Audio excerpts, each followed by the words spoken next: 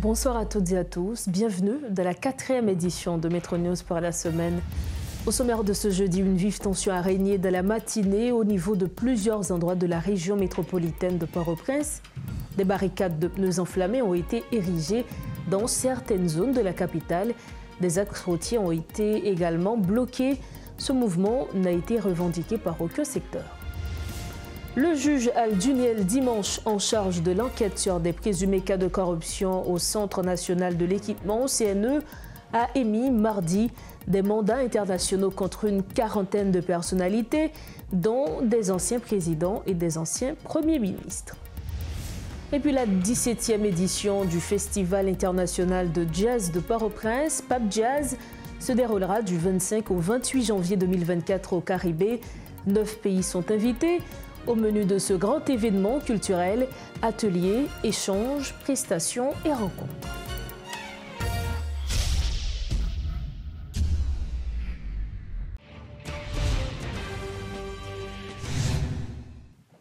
Dorochef, bonsoir à tous. Bienvenue au développement de ce journal. Comme annoncé en titre, une situation de tension a régné à Port-au-Prince de la matinée du 18 janvier. Certains axes routiers ont été bloqués par des barricades de pneus enflammés avec des carcasses de véhicules et des pierres. Ce mouvement a provoqué un vent de panique dans plusieurs zones de Port-au-Prince et a entraîné une paralysie partielle des activités. Malgré l'arrêt brusque des protestations à la mi-journée du jeudi, le mouvement n'a été revendiqué par aucun secteur.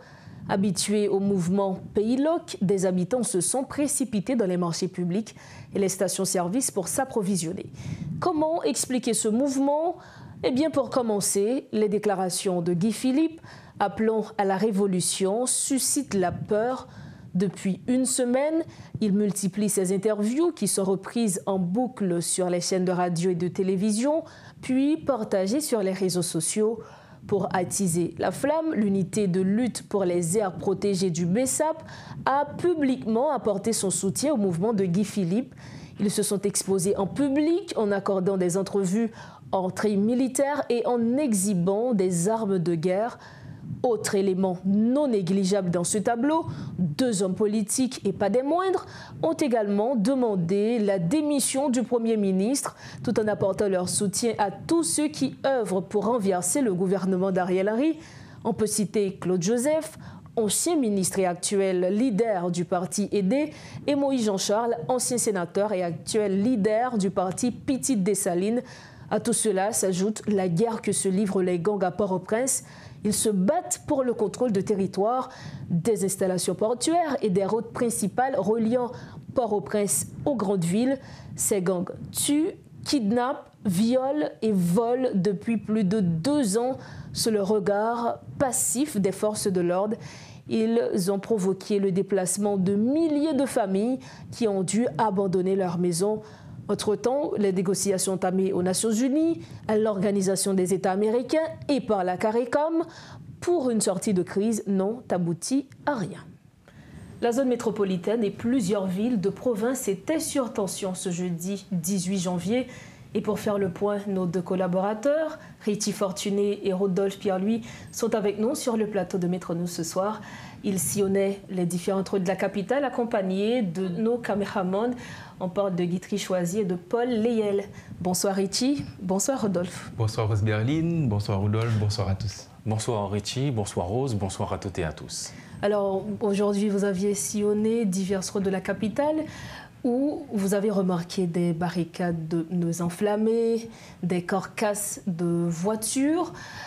Richie Fortuné, nous allons commencer avec vous. Vous aviez été à Delma, Nazon, au Champ de Mars. Décrivez-nous un peu l'image de ces différentes zones.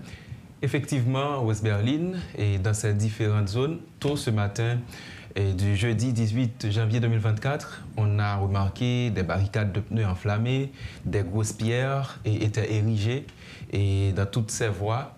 Et c'était dans le cadre de cette journée, on va dire, volatile qui a eu lieu un peu partout. Donc c'était le même tableau sur l'autoroute de Delma, particulièrement au bas de Delma, où j'ai été durant la journée. C'était également la même situation à Nazon, à l'avenue Pouplar précisément, et c'était également la même situation au centre-ville, particulièrement au Champ de Mars. Alors, et Rodolphe, est-ce qu'il s'agit de mouvements spontanés lancés par la population, ou du moins est-ce qu'il s'agit de manifestations gouvernementales, puisque nous savions depuis le début de cette semaine, plusieurs habitants, plusieurs Haïtiens réclament le départ du Premier ministre Ariel Henry. Quelle a été la cause principale de ces tensions aujourd'hui? Alors, il faut commencer directement au niveau de Delma 40B. On a remarqué qu'il y avait des barricades érigées avec des pneus enflammés sur les différentes voies. Au niveau de Delma 95 jusqu'à arriver à Pétionville, où la situation était relativement calme. Au niveau de la route de Bourdon, il y a également quelques barricades. Ce n'est pas beaucoup, mais on en a remarqué.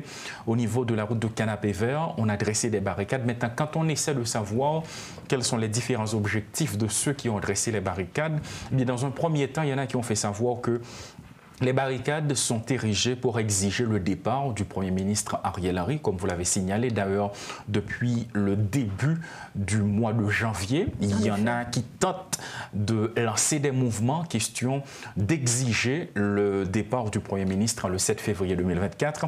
Dans un second temps, les autres personnes que nous avons interrogées, eh bien, ces interrogés ont fait savoir que ce mouvement, c'est comme un début. C'est-à-dire, ils essaient de voir de quelle mesure ils peuvent entamer un grand mouvement par ces petits mouvements qui perturbent un peu le fonctionnement de la vie nationale. D'ailleurs, il y en a qui ont fait savoir que de notre côté, à travers les villes de province, il y a l'ex-sénateur élu Guy Philippe, l'ancien chef rebelle, qui a entamé des mouvements. Donc, ils essaient de voir dans la capitale, à travers ces petits mouvements, comment ils peuvent organiser un grand mouvement pour exiger le départ du pays. Est-ce que ces mouvements sont ralliés à l'ex-chef rebelle Guy Philippe? Selon des déclarations, selon des interrogés qui n'ont pas caché leur position, eh bien, ils affirment que c'est un mouvement révolutionnaire qui compte prendre de l'élan un peu partout dans la capitale. Donc ces petits mouvements, c'est pour voir comment est le sondage quand ils choisissent de lancer des mouvements pour exiger le départ du Premier ministre. Alors, Riti Fortuné, vous aviez été à Delma, au Champ de Mars, où il y a eu vraiment beaucoup de tensions. Nous savons que toutes les activités commerciales étaient paralysées. Les écoles, est-ce qu'elles fonctionnaient? Dites-nous un peu comment étaient les activités au niveau de ces zones, Richie. Ok, Rose-Berlin, et ce que je voulais souligner, c'est qu'il n'y a pas eu de mobilisation de rue. Autrement dit, il n'y a pas eu de manifestation à Port-au-Prince. Justement, il n'y avait aucune manifestation lancée. Il n'y avait pas eu de manifestation, tout simplement. Et il y a eu des obstacles au niveau des rues où nous avons été et durant toute cette journée. Et c'était le cas, et comme vous l'avez dit, au bas de Delma, où j'ai visité. C'était le cas à Nazon, c'était le cas au Champ de Mars, où il y a eu des barricades de pneus enflammés et il y a eu également des grosses pierres au niveau des rues pour empêcher ou bien paralyser de façon totale la circulation. À ce moment, les écoles qui fonctionnaient déjà étaient dans l'obligation de renvoyer les élèves. C'était le cas également pour d'autres activités qui ont été paralysées durant toute cette journée. Et ce que je voulais également souligner, c'est que dans les espaces où j'ai visité ce matin, s'il y a eu des difficultés, s'il y a eu tous ces obstacles et que nous sommes en train de décrire jusque-là, et je n'avais pas nécessairement trouvé des gens ou bien des protestataires qui étaient là pour dire ce qu'il en est véritablement. Tout simplement, j'ai constaté les obstacles et c'était très difficile, la circulation pendant une bonne partie de cette journée du 18 janvier, mais ce n'était pas une manifestation prévue où il y a eu des gens qui étaient là pour dire voilà pourquoi nous avons décidé de mettre ces obstacles dans les rues. Donc c'était ça. Justement, j'allais vous demander, généralement, quand il y a ces genres de mouvements de protestation, surtout quand il y a des barricades, on a l'habitude de voir certaines personnes qui sont là, on va dire, qui campaient des barricades, comme on le dit en créole. Est-ce que ça a été le cas, notamment pour aujourd'hui? Et gain non série de espace et pendant parler de camper des barricades là, certainement gagné des riverains, des particuliers même, qui étaient là, qui a essayé et commenté situation politique pays d'une façon générale et qui a essayé de dire pour qui ça est important pour ta gagner une série de mouvements mobilisation. Par exemple, il y a des gens et ça nous rencontré zone avenue Pouplar, donc automatiquement avenue Pouplar ou à 2 pas de Solino. Donc puis devant nous Kavin parler de ça. Oui, mais on a besoin de monde qui a dit que et une fois que Solino lui-même l'état livré, donc une fois que population pas gain possibilité pour ta Solino, eh bien c'est pratiquement un bon parti dans la région métropolitaine Port-au-Prince qui tout livré. Il parlait de Delma, il parlait de Nazon, il parlait de Bourdon, entre autres, Crissois. Donc c'est ça, il a essayé de dire entre eux-mêmes et ils ont essayé de justifier le mouvement qui a fait aujourd'hui là comme on alerte que moun qui a fait mouvement ça parce que de toute façon même si nous pas trop marqué moun et obstacle qui était dans la rue, il n'y a pas de là pour continuer.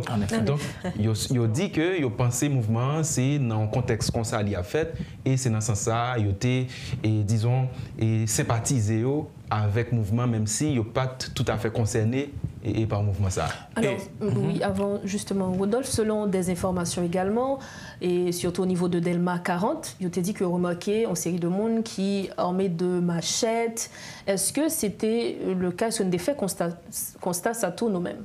Alors, il faut préciser que, au niveau d'Elma 40, nous pas mettez en question constat ça que nous avons fait, mais beaucoup de pas nous, dans le moment que nous sommes arrivés dans Delma 40, nous avons remarqué surtout des résidus de pneus enflammés, des grosses pierres sur la voie principale, que ce soit entre Delma 49, entre Delma 40, non loin de Delma 47.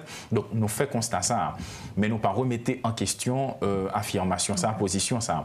Par contre, nous avons essayé dans quelle mesure nous sommes capables de joindre opinion quelques membres dans la population, parce que pendant que collaborateurs nous a parlé de Solino, il y a quelques monde qui jeudi, nous rencontrés, c'était bloc 6h, 6h30 du matin, des gens qui ont même laissé espace côté OTI dans la zone Solino, dans la zone Delma 18, qui a monté, qui dit que ils ont même exprimé frustration par rapport à ça qui a passé.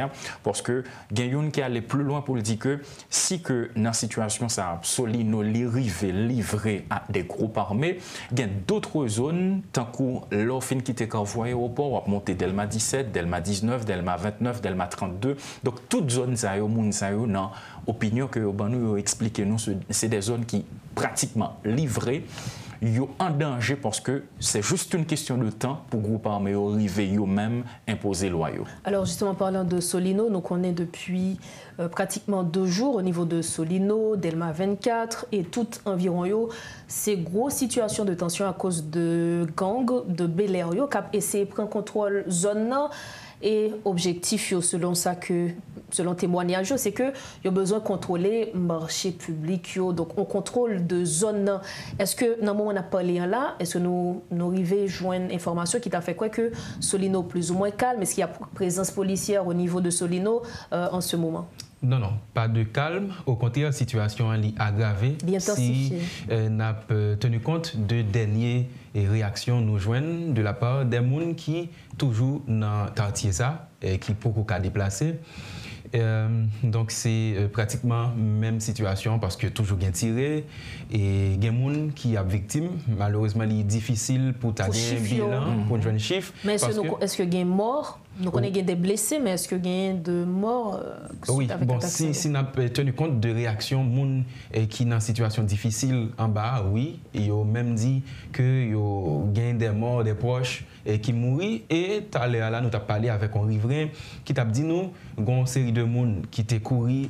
Il n'y a pas de sauver rien la caillou pratiquement, qui t'a tenté de retourner, vient prendre quelques bagages la caillou pour retourner, il y a des gens qui sont victimes tout. Donc, il y a des gens qui mourent et selon témoignage, une série de riverains qui ont tout profité de l'occasion ça pour demander pour gagner un renfort au niveau de présence policière parce que ils ont dit qu'il y a plus ou moins de policiers qui sont dans la zone. Et c'est de policiers qui ont fait opération ou du moins de policiers qui étaient dans la zone Solino et puis qui décidaient combattre bandits.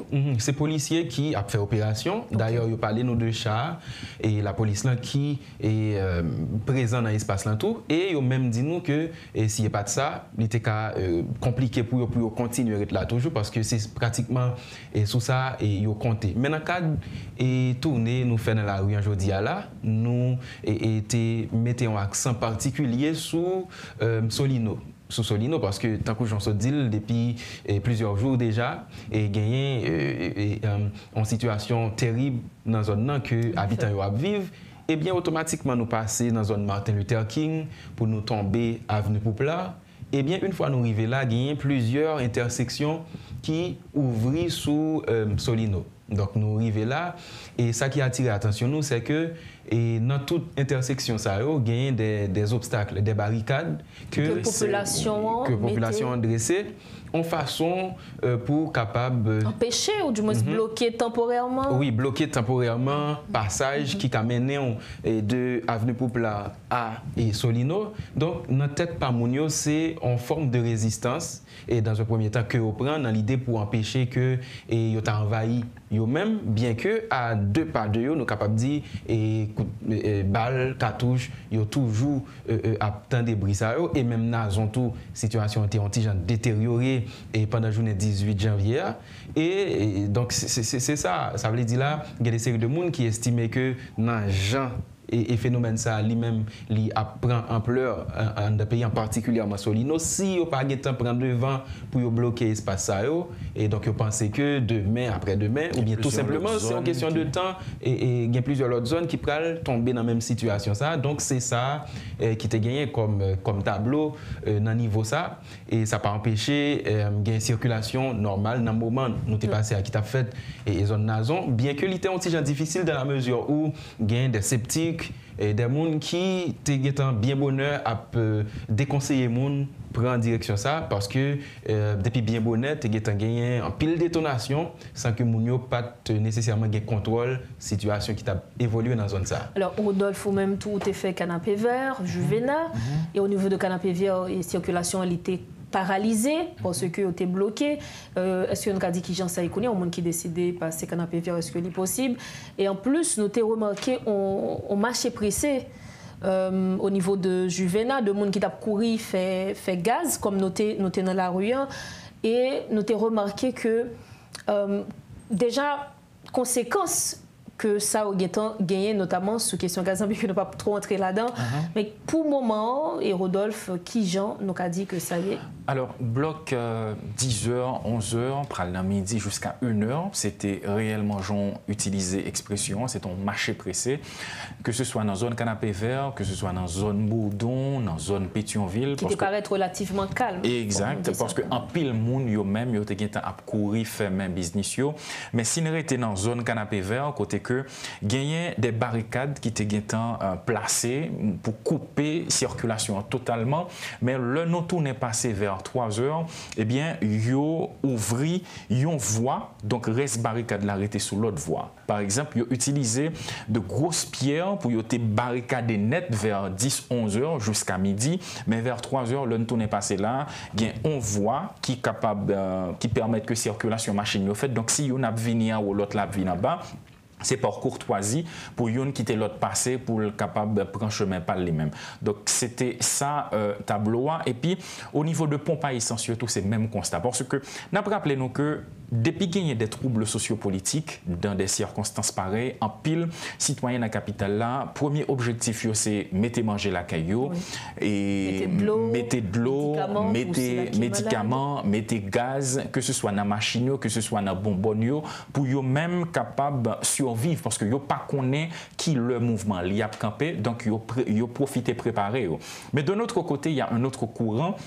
C'est que il y a des gens qui estiment que eh bien c'est trop en pleurs jodi yo bail à mouvement ça parce que le monde yo attend des radios, yo attend des amis yo caprelé dans téléphone qui dit là ouais pas bon tout côté barricadé et pourtant yo même yo estimé que le yo déplacé gagner barricade certes mais c'est pas tout côté qui barricadé donc l'autre courant ça il fait comprendre que c'est trop en pleurs alors que la réalité elle est là. Elle est là mais entre-temps et pour nous finir et Roichi Et Rodolphe, qui j'en sais, est-ce que nous avons remarqué, policiers étaient présents dans la rue, ensemble avec pas de mouvement ça?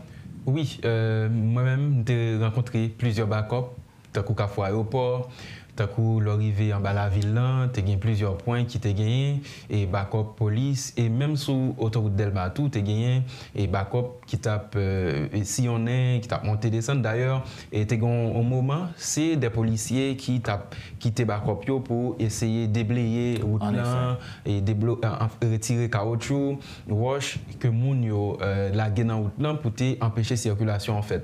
Mais ma font une digression pour me parler de question de gaz là, où tu as ouais que dans Pompio, côté qui était gain affluence, c'était pas et particulièrement des motards et chauffeurs moto yo même yo té à venir faire gaz parce que route était tellement bloqué, c'est sans ces motos qui t'a fait trajet et yon un espace jodi a qui pas gen barricade, c'était Boudon. Là, c'était une catastrophe pour tout le monde qui t'a pointé route ça surtout avec machine et parce que route là elle était censée bloquer, gen l'école mais qui t'a relâché qui était pas problème non mais tout t'es gagné et en affluence de véhicules qui t'a tenté faire espace là et en même temps et donc c'est ça situation antérieure mais Jean-Rodolphe t'a dit tout à l'heure au fil du temps t'es venu sans un calme apparent qui fait que tout le monde a une possibilité pour circuler normalement dans l'espace qui était bloqué, on s'est casse pibonné pendant la journée.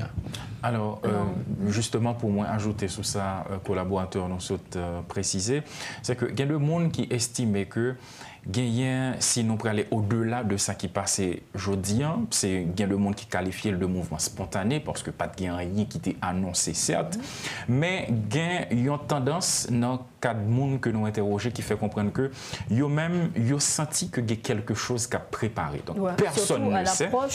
Voilà, personne ne sait de quoi s'agit-il, mais le fait que yo gain impression, tendance là bas que gain quelque chose qui a préparé et que yo pas connaît qui le l'a éclaté qui ça l'a fait. Donc immédiatement que gain yon annonce qui dit que gain mouvement dans la rue, donc c'est tout le monde qui yo même gain t'a chercher yon moyen si yo gain petit yo pour y aller prendre l'école côté yo ka abriter pour libérer circulation. Alors merci infiniment à vous, merci d'avoir été sur le plateau de Métro News ce soir. Merci encore, merci Richie, merci Rodolphe. Un plaisir. Merci Rose Berlin. Voilà, c'est avec nous nos collaborateurs Richie Fortuné et Rodolphe Pierre-Louis. Avec eux, nous avions eu un point sur la situation de tension qui a régné aujourd'hui dans la zone métropolitaine de Port-au-Prince. Des policiers faisant partie des forces spécialisées de l'institution sont déployés à Solino, quartier situé dans la commune de Delma, et mènent des opérations dans l'objectif de traquer et d'interpeller des individus armés cherchant à semer la panique au sein de la population civile. Les agents de l'ordre poursuivent encore les interventions policières afin de faire établir l'ordre et la paix dans ce quartier, tout en permettant aux citoyens de vaquer librement à leurs occupations. Il faut souligner que l'offensive s'est intensifiée dans la nuit du 17 au 18 janvier, lorsque les bandits de Bel-Air ont reçu des renforts. De nombreux habitants ont fui la zone pour sauver leur vie. Selon des résidents, le gang de Bel-Air, allié de Grand Ravine, veut prendre le contrôle de Solino, qui doit servir de transit pour les kidnappings. Dossier justice, le juge Alduniel dimanche en charge de l'affaire de corruption au Centre national de l'équipement, CNE, a émis mardi des mandats internationaux contre une quarantaine de personnalités, dont des anciens présidents Jocelyn Privert et Michel Martelly, et les anciens premiers ministres Laurent Lamothe et Jacques-Guy Lafontan. Sont également visés les anciens premiers ministres Jean-Henri Séan, Evans Paul, Enex Jean-Charles, les anciens ministres Wilson Lalo, Daniel Dorsainville, Marie-Carmel Jean-Marie, entre autres. Dans son ordonnance, le juge Alduniel souligne que toutes les personnalités citées doivent être appréhendées via le Bureau central national en vue de pouvoir fixer leurs responsabilités à l'endroit de la société haïtienne, plus précisément à l'endroit de l'État haïtien via le Centre national des équipements.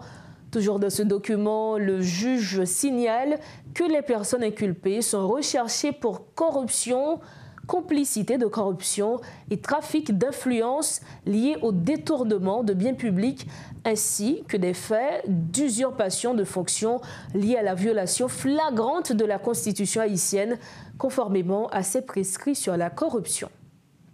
Et puis on termine la page nationale en culture. La 17e édition du Festival international de jazz de Port-au-Prince, Pape Jazz, se déroulera du 25 au 28 janvier 2024 au Caribé. 9 pays sont invités. Au menu, ateliers, échanges, prestations et rencontres. Alors, s'il y a encore des gens qui se posent la question, c'est bien à Port-au-Prince qu'aura lieu la 17e édition du Festival international de jazz de Port-au-Prince, le Pape Jazz, du 25 au 28 janvier, donc dans 8 jours. Le Pape Jazz accueille des artistes issus de 7 territoires cette année. Cuba, Cameroun, Espagne, France, Martinique et Mexique, avec bien sûr une très belle représentation haïtienne, locale et de la diaspora. C'est donc au Caribé Hotel que vont se dérouler l'ensemble des grandes scènes à partir de 5h PM. On va dérouler donc à 5h PM avec chaque soir 3 têtes d'affiche et le Rara Foloja, comme toujours, entre les 7. C'est la scène Prestige qui fait l'ouverture le 25 janvier. Barbancourt aura 2 scènes cette année, le 25 et le 28 en clôture, et la scène Sunrise Airways, quant à elle, sera le 27 janvier. Les scènes du Caribé sont payantes, 4 500 gourdes chacune, les 25 et 26, et un tarif exceptionnel de 1 000 gourdes chacune, les 27 et 28 janvier.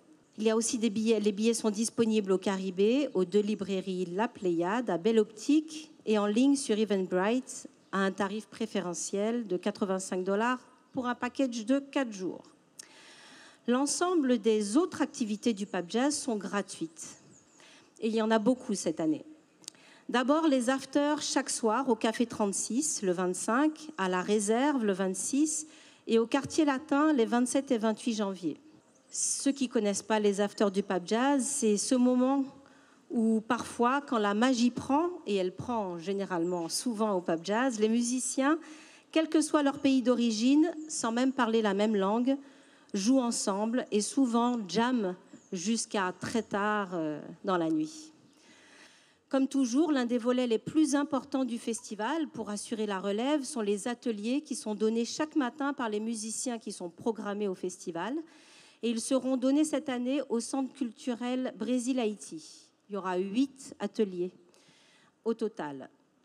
Nous avons introduit le volet cinémathèque, au Cap haïtien l'année passée à l'Alliance française, et maintenant c'est acté. Nous aurons donc des films au Pape Jazz dorénavant. Et donc en partenariat avec l'IFH, les 25 et 26 janvier, nous proposons 6 films sur la musique, le jazz et le monde du spectacle. Et donc, dans ce sens, en partenariat avec l'Union européenne et 509 Sanitation, nous proposons une journée de sensibilisation à la préservation de l'environnement le 28 janvier à la place Boyer. Nous achevons ce journal, mais avant de partir, voici le rappel des titres à la une de ce soir. Une vive tension a régné de la matinée de ce jeudi au niveau de plusieurs endroits de la région métropolitaine de Port-au-Prince. Des barricades de pneus enflammés ont été érigées dans certaines zones de la capitale. Des axes routiers ont été également bloqués. Ce mouvement n'a été revendiqué par aucun secteur.